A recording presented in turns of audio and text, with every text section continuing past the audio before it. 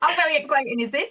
Our very first conversation, the blondes conversation. Yeah, the first of many. Online, because we've had a lot. Oh, Had a lot. yeah. Maybe we should just, before we even get started and share any thoughts on boundaries with people, we should say that we're mother and daughter. So there's been a lot of conversations, Lauren, hasn't there? Yes, let's introduce ourselves first. Definitely. Well, I would first of all like to introduce who we are as a company. I think would be nice because we together are the Blondes Restoration Limited. I know, just over a year old. We are a coaching company and a training facilitation organization as well. So we do both coaching and training. We have quite different roles at the moment, Lauren, don't we, in terms of what we provide. We absolutely love what we do. And just very briefly, just to mention, you might be able to understand from the colour of our hair where the word blondes came from. I just wanted to add the word restoration, and I think, Lauren, it would be really good to have a conversation about this in the future, actually, quite quickly.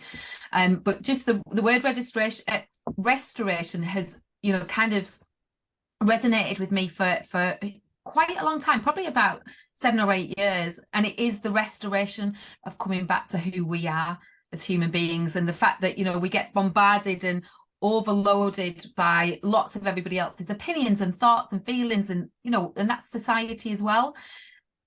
And actually, it's that moment of taking off those layers, of restoring our faith in ourselves and restoring our belief in ourselves and coming back to who we are, that actually means, we achieve more. We feel that sense of worth, even more than achieving more, that sense of worth, that we're a worthy person and we have a place in this world. That for me is about what restoration is all about. So yes, we are a small and mighty company. Currently the two of us. But both very passionate in what we do. So I'm Jacqueline. I'm Mum, and I have got quite a bit of experience over the past couple of decades in running my own businesses, in managing teams. I've also got a foundation counselling degree that I love using. I am an International Coaching Federation member and have a coaching accreditation just recently, and I love coaching and training. I have been fascinated by behaviour for as long as I can remember. When I first discovered that psychology was something that you could do at college, I was there. Always interested, and very much from a personal experience, which I think, Lauren, a lot of our conversations will probably show as we go through. So I'm a mum. I'm also a gran. And a lover of learning. So that's who I am. So Lauren, tell us a bit about you. Thanks very much. So I'm Lauren. I'm daughter. I am a mum to a little boy, and through the years, me and Mum have always talked about how we could work together.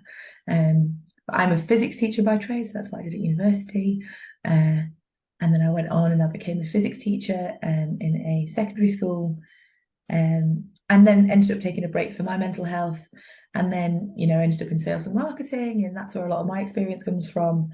So then when Mum did the coaching course and decided that this was something that she really felt called to, it only made sense for me to be like, I feel called too. I'll come with you. So we founded this together, and I'm quite impressed that we're where we are right now, to be honest. So it's an adventure, and I think it's possibly the most calm I've been in my work for a long time, while my life is wild with a 15-month-old child who likes to climb. So I suppose it would be a really nice time to welcome you to this conversation specifically. We're going to be talking about boundaries. If you are following us on social media, or if you're signed up to our newsletter, you will know that we have been talking about boundaries this month, and that's what our blogs have been about. They are a massively integral part to mental health, and it's something that we have learned a lot about and are still learning about, especially over the last few years. So Mum, I guess it'd be a nice time to ask you, why do you think boundaries matter? It's such a good question, isn't it? Because boundaries for me come back to something that I said a moment ago about restoring ourselves back to who we are.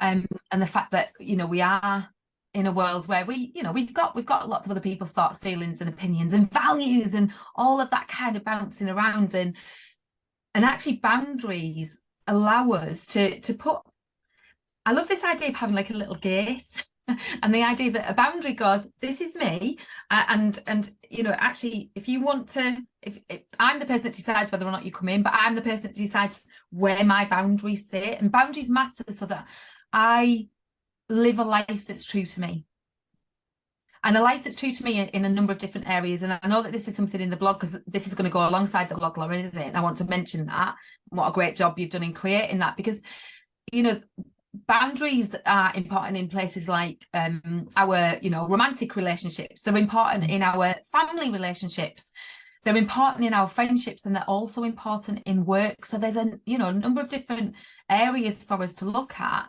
and boundaries can be tricky. I'm laughing because I would like to put my hand up straight away and go, when I first started to learn about all of this, like, honestly, I was so interested, because I was like, I don't know if I've got any boundaries. is there one at all? In fact, if you imagine, like, if I am a house, because this is me, I'm a house, and if a boundary is a fence with a gate in the front of it, I didn't have one.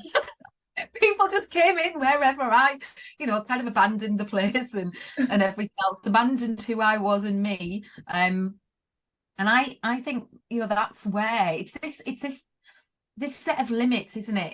It's saying to the world, this is who I'm, and this is what I'm okay with, and this is what I'm not. And for me, that just feels so important. When I am speaking to other people, working with other people, in relationships, and I don't know about you, Lauren, but I find I find boundaries are more challenging in certain places than others, as well. So I think that's where being able to be me, being able to see my self-worth, for me, does depend on being able to put those boundaries in place. And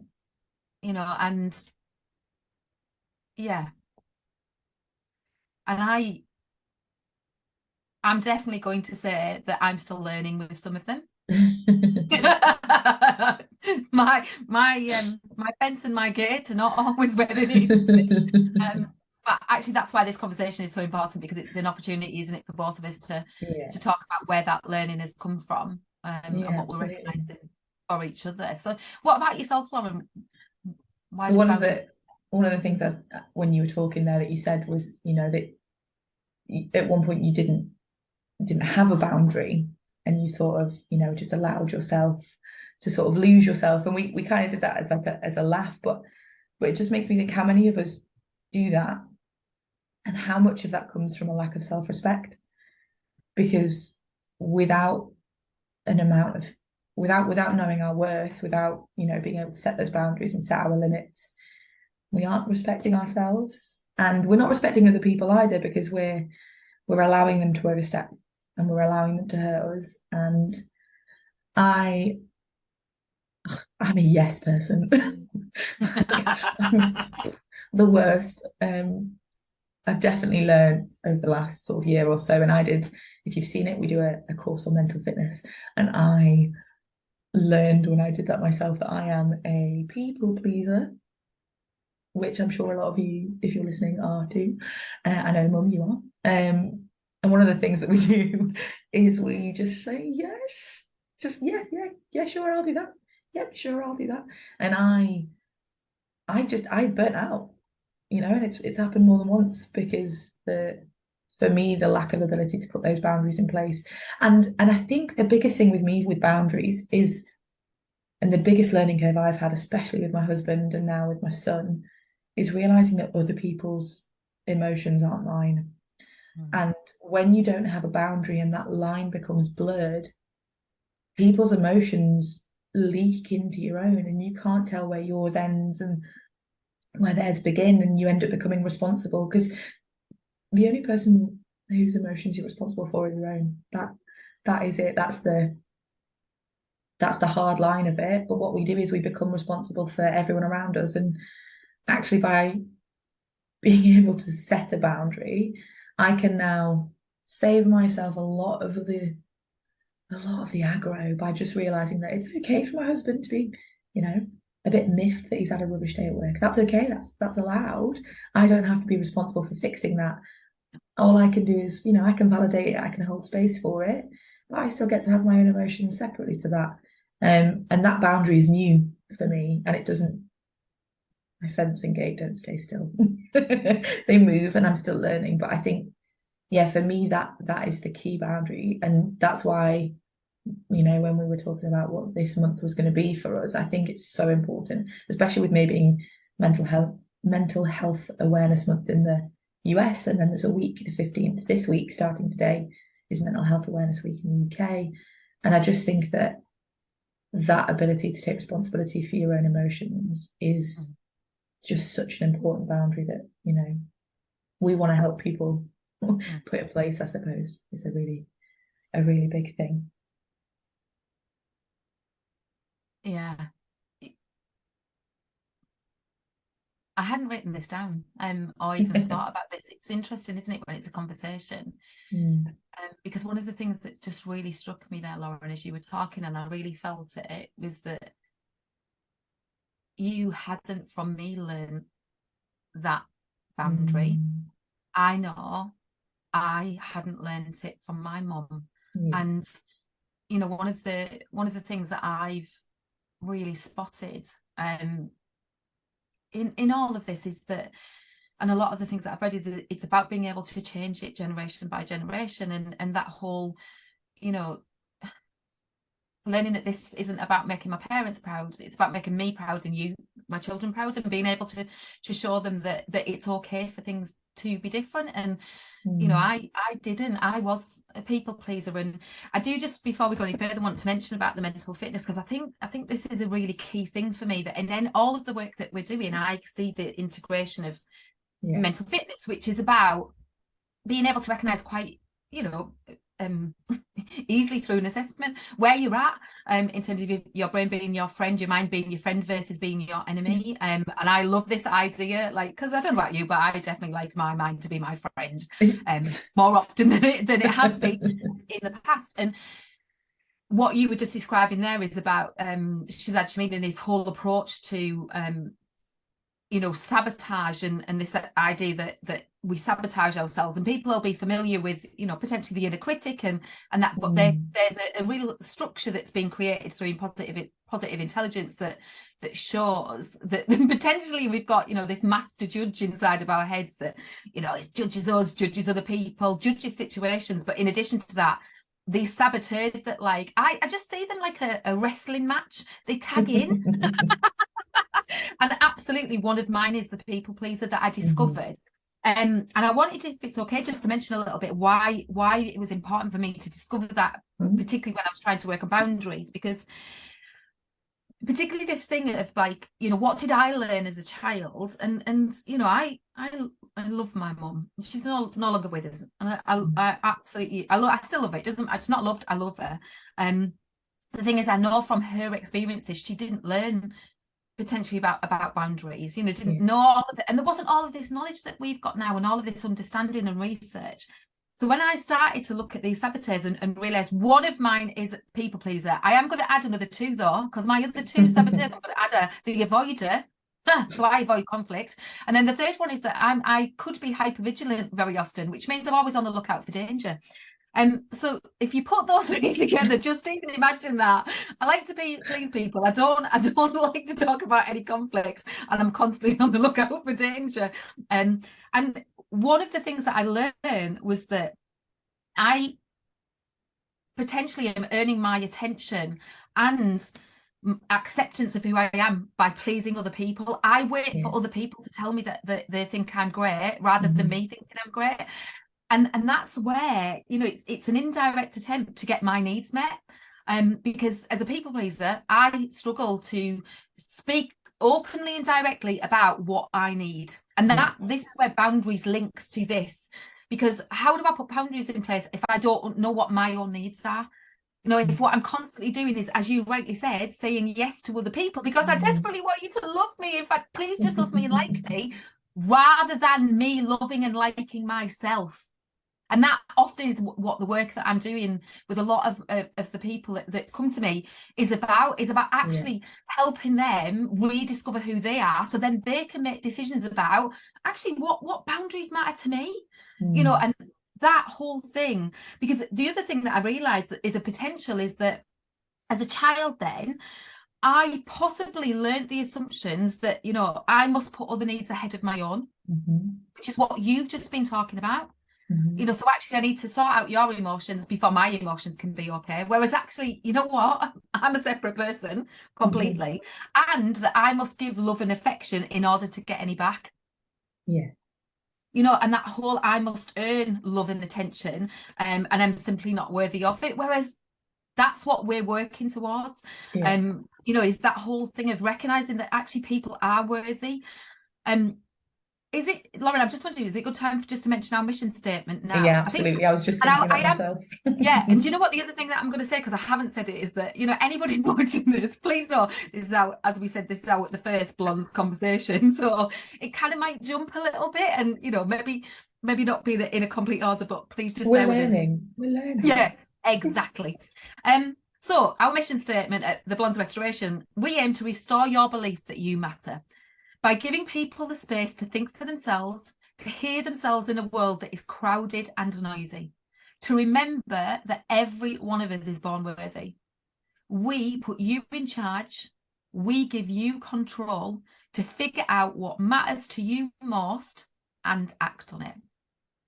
Because, you know, at the heart of what we do, we believe that people matter. You know, and I think that really, I don't know about you, when we, you know, when we sat and we had this conversation about our mission and our values and our motto and all of those things, I feel really emotional about it. Like, it really brings up a lot of feeling in me when we talk about making people feel like they matter, because how often have you and I fallen into places where we didn't believe that, where, you know, and I know it was hard for me to see, as when I could see that you weren't feeling great, but now as a person with a child, I can't imagine looking at my baby and him being able to see within him that he doesn't think he matters, and the heartbreak behind that.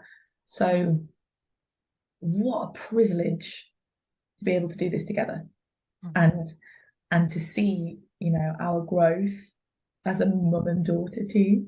Like, it really is a really, like, emotional. So yeah, when you were saying that mission statement, then that it's almost like a light bulb moment when you see someone all of a sudden step into that moment of self-worth, and you see the fire that's inside them completely reignite, and that spark just, and we have seen it, you know, we've worked with people whose lives are and logistically not wildly different. So in terms of situations and families, like, nothing's really changed, but their lives are so different, and they're living lives of abundance and joy and love, and seeing that for ourselves and for them, it really is, you know, an incredible thing to be a part of. So yeah, sorry to interrupt your flow there, but with I think the mission statement, I just hope that anybody who watches or listens to this really believes that we believe it. You know, there's a reason we're here, and we've been on the journey, and we're still on it, and we're just inviting you to step onto it with us, because gosh, if I could pay, if I could, you know, spread this across, this feeling and that change across people, I really would, you know, like fairy dust. I like that idea. Sprinkle it. Like Salt Bay, but self-worth. And it's interesting, even just with what you said there, what I noticed, that whole, actually, that openness, that's what I wanted to talk about, is the fact that, there have been times we didn't think we mattered. And, definitely for me, and that's, that's why I think this just really called to me. And then, yeah, absolutely, watching your children, because you're one daughter of a bigger family, yeah, Yes. that we've got, and that being able to support my children to see their worth, knowing that I was struggling with it, has definitely become a purpose for me. And then to be able to extend that out, because having worked in a training environment where I've seen where people, the transformation when actually they begin to see the worth in themselves, when they feel seen, valued and heard, and that, even just coming back to boundaries,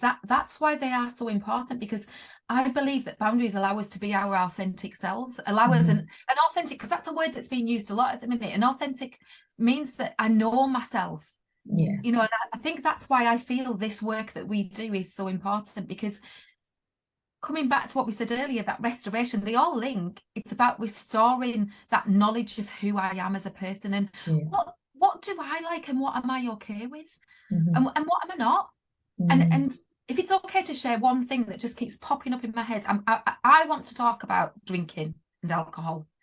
Because for me, I've had such a blooming journey with it in my life, from knowing I started drinking late teenage years, because I wasn't comfortable in who I was. Again, there's the lack of self-worth. So I would drink either before I went out or quite quickly when I went out, because that first drink of alcohol made me have confidence, but it was a false confidence. But it was almost this I got this sense of putting this jacket on and I was okay with this, I'll let the world see who I am now, but not really. And for me, that whole thing of going through a stage where actually I began to really lessen what I drank, because I started to run. And the feeling of running and not wanting to have a hangover when I ran was quite a good thing. Actually, I am taking this quite lightly with things. It maybe is a conversation we can get into another time more deeply, but the boundary, and the reason why I wanted to mention it, was that I got to a point where this boundary for me was that I wanted to be able to go on a night out and not drink. And having to have these conversations about what was important to me, because initially people's reactions were wanting to know what was wrong. Was I not okay? Was I not well? And almost treating it very kind of well, no, come on, have a drink. It's let your hair down. It's the weekend or whatever. Whereas actually for me, I've never been a big drinker. I was never that bothered. And actually the boundary for me is I can come out. I can be out. I accept that if other people around me want to have a drink, I don't have an issue with that. That's their choice. For me, though, and it's took me time to be able to put a nice sturdy fence in and go, right. Actually, not just other people's opinions, but this little voice in my head that told me I was boring, that there was something wrong with me because I didn't want to be able to have a drink. And actually, there's nothing wrong with me. This is something that's important to me. This is what I value. The right to show up and experience things in the way that I want to be able to experience things. And I don't mind sharing, I'm 53, so it's been a while in its making. But that for me, that's a rule that now for me, that I go out and this is how I want to show up. And I've had to practice, but we went away on holiday not so long ago, and for the whole of the time we were on holiday, I never touched any alcohol. And did it stop me having a great time? Did it mean that I was boring? No. In fact, I'd like to say I'm probably much more fun when I don't drink. I think the thing I have to practice is getting on a dance floor more when I haven't had a drink. It's the thing, but I think that's it, isn't it? It's but it's took me time to know that about myself. And that's why I think for me, one of the things you said a little bit earlier that I noticed as well was about these moments of self-worth. And I think that's the part that is in the blog that I adored when we, you were putting it together, was that actually it starts with small steps. It's not, you don't suddenly have this fence created around you and it's boundaries now. It's that is this kind of discovery, isn't it, about who you are. what you like, what you don't like, what you're Yeah. happy to accept, what you're not, and that's where for me in a coaching space, particularly because that's what I do, is where people get this opportunity to explore that without somebody else's opinion, Yeah. because that's not what I do. As a coach, you're in control. It's really important that that's what happens, that you get the opportunity, to one, tell me what you need from me, and two, have this chance to listen to yourself. And my job is to notice things, and things that might be important, might not, for me to offer things that can help, when you're exploring your boundaries. And I think it's been really interesting that I would say pretty much every client that I've worked with, boundaries has come up ultimately. Even if we've not said, right, let's work, because we don't, I don't guide that. I can, but what I find is that often people will say, I want to talk about this. And then they make a decision about what that boundary is going to look like in that place. And the more that you begin to do this, these small moments build. And I think that's the key. And that's what I loved when we're talking about in the blog, that it is the start small, isn't it? Yeah. And all of these different things that are going to help people. Because I really want to mention the blog's there to go and read alongside this conversation that we're having. With anything that you miss, there's 2 on boundaries now on there. And what you were saying, you said a little bit earlier, you said that the alcohol and the going out and not drinking have become a rule. And I just think that that's a really good point to sort of introduce the idea of non-negotiables, and that, there are sort of 3 different kinds of boundaries that we talk about.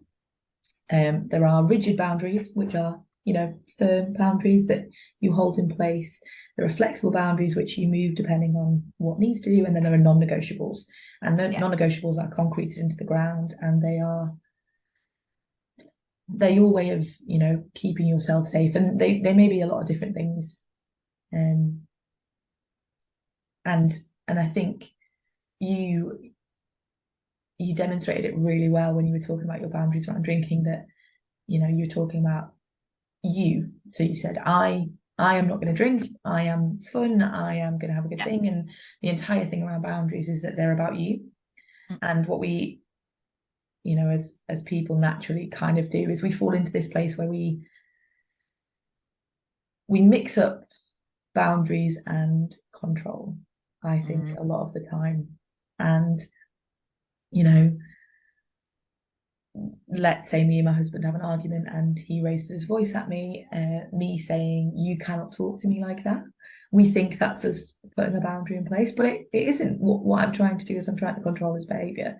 And what I've also done is I've also invited a massive amount of conflict because, and I know that you agree with this, when you get told what to do, the answer is often to rebel. Me? Not me.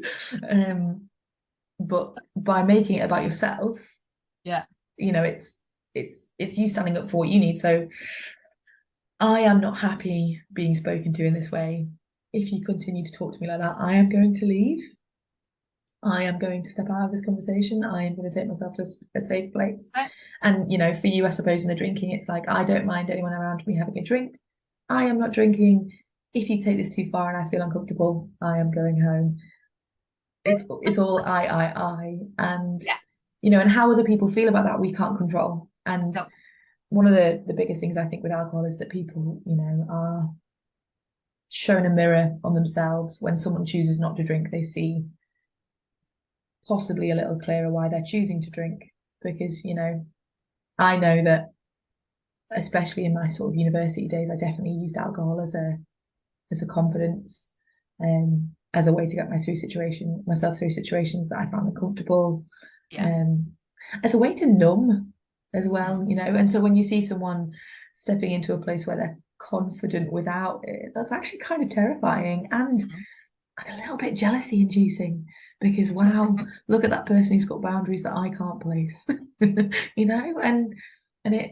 it does invite emotion from people, but that's where having that fence that goes, it's okay that you feel like that and it's valid, but it's not mine.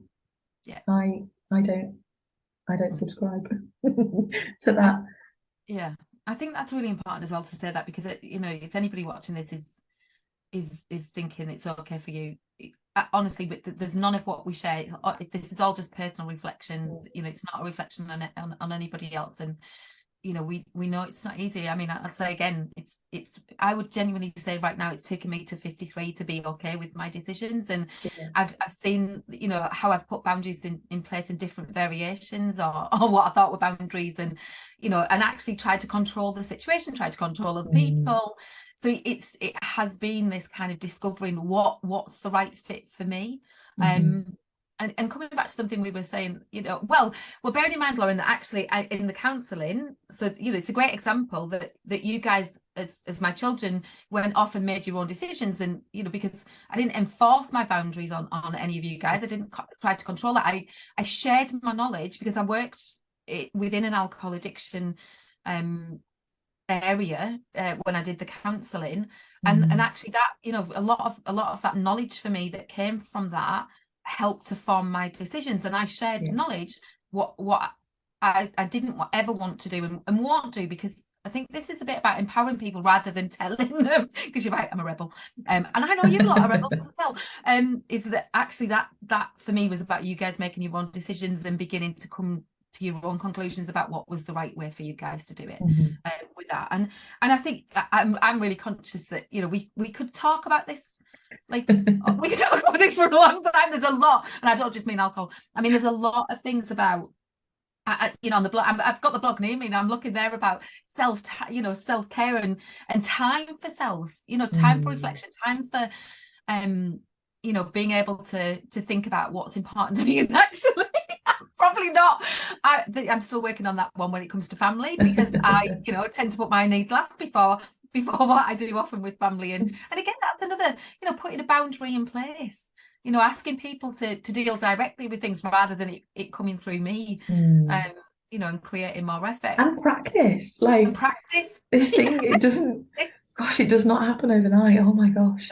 Like that expectation that you're gonna wake up and be able to say no because it's what you want to say. Like, it might take a little bit of work. But we do recommend it. Yeah, no.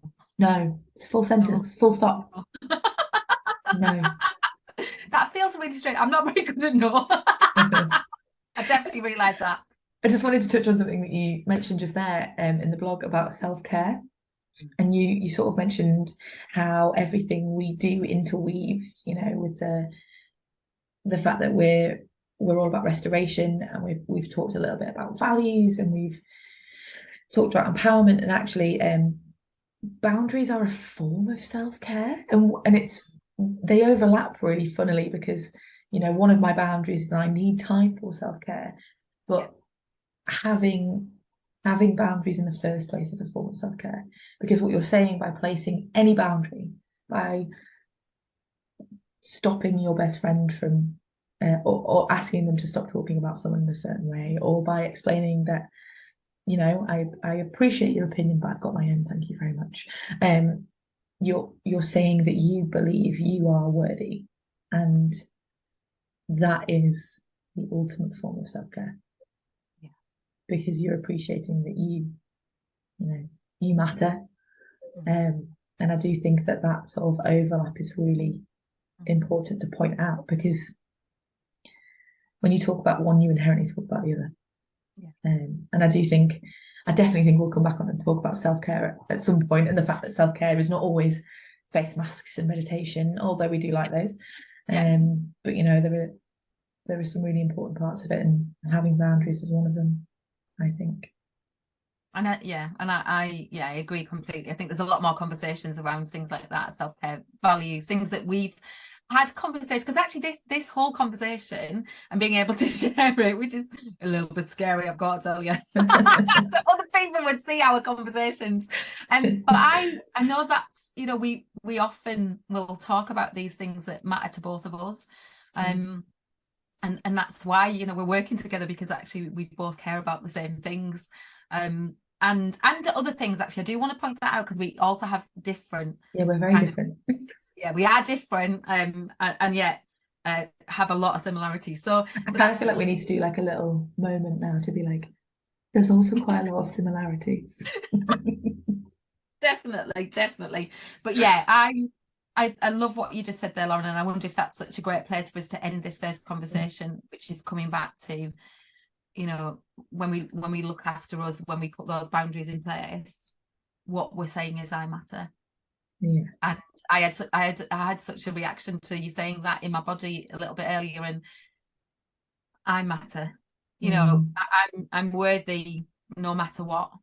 You know, that actually what I realized, and I do a focus every day with positive intelligence with the mental fitness. And it's interesting how I feel sometimes they do link. And this morning's was about recognizing that, you know, we've got this energy, and I realize that often I'll give my energy to other people. I'll, you know, aim to uplift them. I, you know, want to support them to do a great job, and often will neglect myself. Yeah. And that it's about being able to recognize that's the boundary, isn't it? That I need time for me to look after me.